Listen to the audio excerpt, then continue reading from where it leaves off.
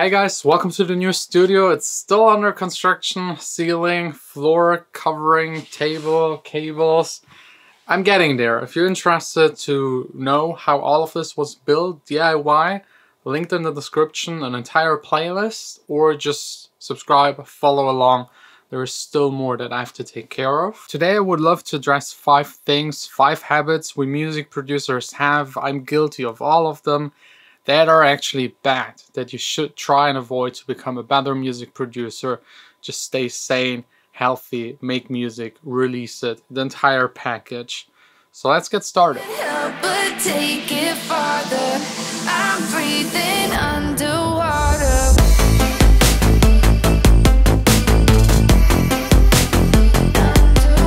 So let's actually start with the most boring, but the most important by far. And that is actually health. Like, staying healthy as a music producer isn't easy because you're working 24/7, you're always inspired, you always have your laptop with you, you work at night with headphones. Like, it's not that good. And I had to learn it myself. Nowadays, I try to just make music in here and not at home, not at night. I try to sleep a little more, which is really hard to do because there are so many things I have to take care of. But I'm at least trying. Then of course, your posture while sitting, get a good chair.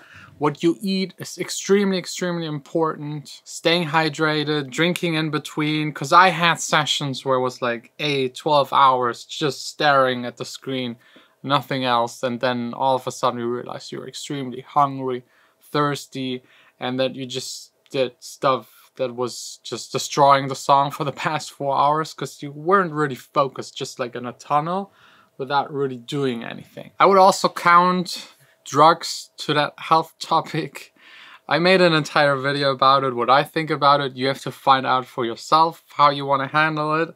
But of course, the less, the better. Or none at all is even the best. If you really care about making music and using your brain and ability to the max, then leave that stuff maybe out. I'd also count family, friends, having like good contacts, socializing, just having contact to other humans. I know right now, virus crisis is not that easy, but try to keep it up. It grounds you, you have people that can give you feedback for your music.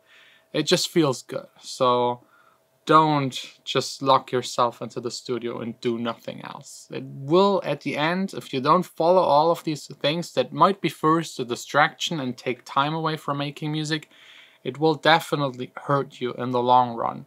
Because you will be less and less efficient. The time that you spend extra isn't doing anything for you because you're just not there. So yeah.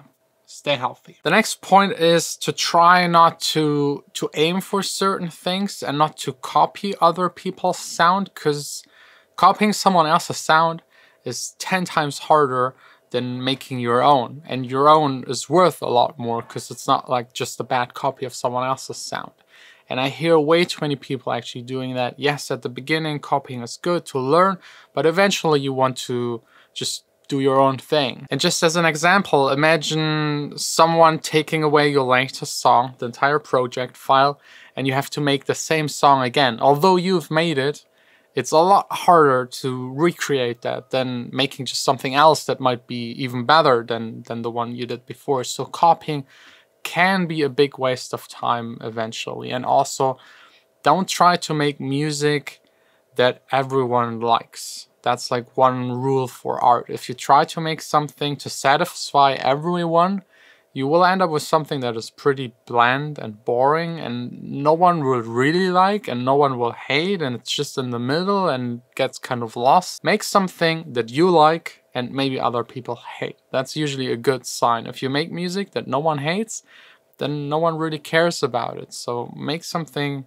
a little controversial musically. Another one, important, backups. I have a hard drive here all the time, one-to-one copying the entire computer, every single file, every couple of minutes it's doing that. I have another copy at home where I transfer everything to once per week or maybe every 2 weeks, and actually a third copy in a bank vault where I just like update it maybe once half a year, just to make sure it's there. Like, all of your time went into creating digital files, and if they're gone, you're screwed. You lost tons and tons of data. It's so hard to get it back. If you're a producer and you produce for other people and they just want something changed or need like a new version or remix parts, it's gone. So back up, please. If you don't have a single backup copy of your entire computer, do so immediately. It's so important. You will hate yourself and regret it if you just don't have it. Then we have the entire branding part of being a music producer, and that's something where I see that a lot of people fail. They sit in their studio, make music, make sometimes even great music, but no one knows about it. So you have to make sure social media, be out there, networking, talking to the right people, more and more connections to important people that might help you. This is really important. I think someone that is good in social media, socializing, knowing the right people, advances even more and further than someone that makes better music. So try to keep a balance. For myself, I try at least 1/3 of my time to dedicate to these kind of things. Sometimes even half of the time. The other half is then me sitting here and actually making music. Especially important for beginners are your expectations. That's like a really bad habit. People have way too high expectations when it comes to music because they always see their idols, the stars up there making millions, having nice cars, touring around the world.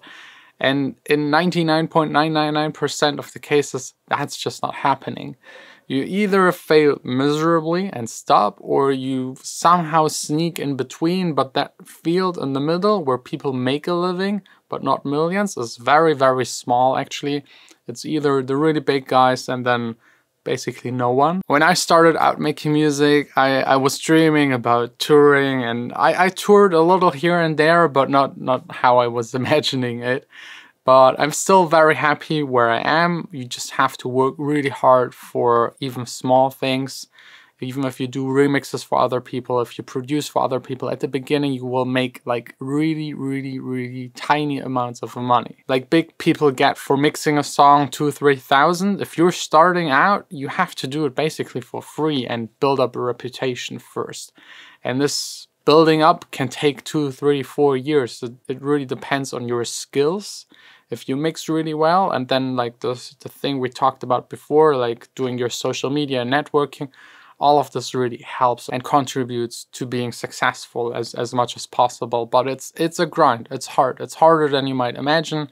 No matter where you are in your life, music making wise, there's a lot more coming. A lot more, trust me. And especially nowadays, where like entering music production is very easy. You don't need a lot. You don't need a lot of money. Knowledge is available online a lot. So there are a lot more people actually doing it, and a lot of hobby people are actually really good. And you have to fight for them, for the spot, for the money, for the attention, for the clients. It's not that easy. Also, if you produce your own music, getting it out on labels is quite hard because there are so many people sending so much good music there, and they might be better connected, make better music.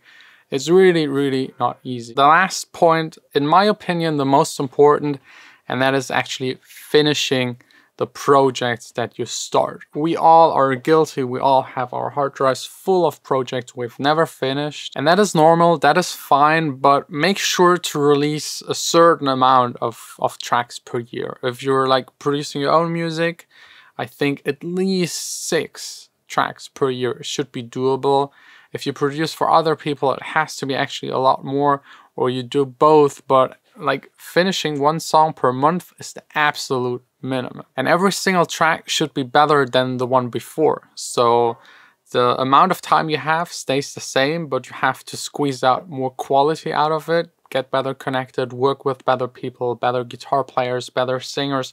Just try to push it and advance. Otherwise, you release 12 tracks per year and nothing will happen. You have to keep on pushing it forward, and please always have in the back of your mind a song that you're not released and you work like 20, 30, 40, 50 hours on it. All of that time is gone. Yes, you learned a little for the next one, but all of the time you invested in making that song is wasted because your end goal is making music, finishing the music, and also releasing it. A lot of people forget about the releasing part. And yes, putting it up on SoundCloud is nice and fine, but try to find a label that's also like double checking and is like confirming that your music is actually good enough. They will take care of the promotion, more time for you to actually make music. And if it's successful, you can build up on that. Even if it's not successful, just keep on pushing and releasing music. Otherwise, no one will ever hear about it. And if you don't start releasing music, there is nothing you can build up on. Maybe your first song on Spotify doesn't even hit 1,000 plays. Then the next one, maybe 2,000, maybe then 5,000. It should get better over time. Your music as well as your reach. But if you don't release it, none of this can even happen. So a lot of people are ashamed of their music or think it's not ready. I would still try and release it. You will learn a lot about contracts, like getting in touch with the right people. You will fail a lot and learn from that. Just go for it. Be active, make things happen, and positive things will happen to you. Anyways, thanks a lot for watching. If you're interested right now, sample pack, my sample pack, all of the stuff that I use to make my music is on sale, just $5.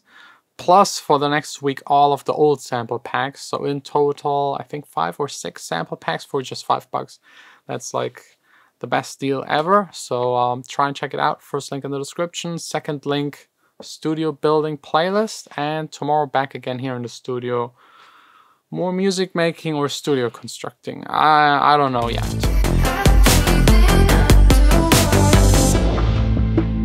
Feel like we could fly tonight, straight into the dark.